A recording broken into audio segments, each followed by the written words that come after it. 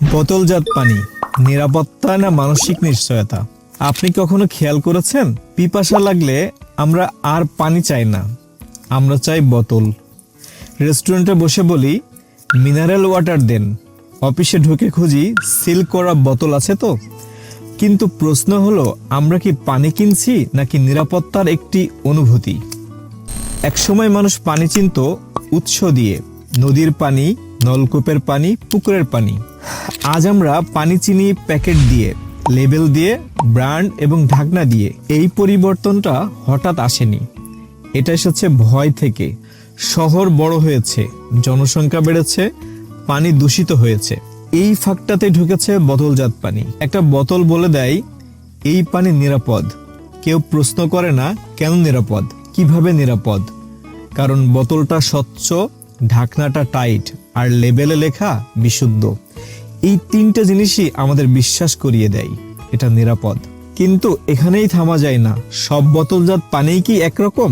সব ফ্যাক্টরিতে কি একই মান বজায় থাকে? সব বোতলে কি নিয়মিত টেস্ট হয়? আমরা জানি না, কারণ আমরা জানতেও চাই না। আমরা শুধু ধরে নিই বোতলে থাকলেই পানি ভালো, কিন্তু পানি বোতলে ঢুকলেই তার ইতিহাস মুছে যায় না।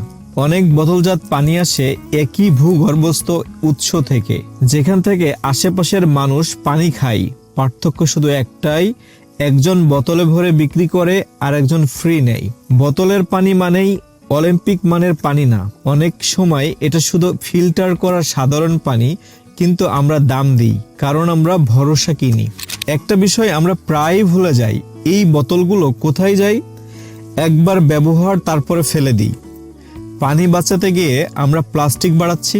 এটা নিরাপত্তা না, এটা নতুন সমস্যা। বোতলজাত পানি খারাপ এই কথা বলার জন্য এই ভিডিও না। এই ভিডিওর কথা একটাই, অন্ধবিশ্বাস বিপজ্জনক।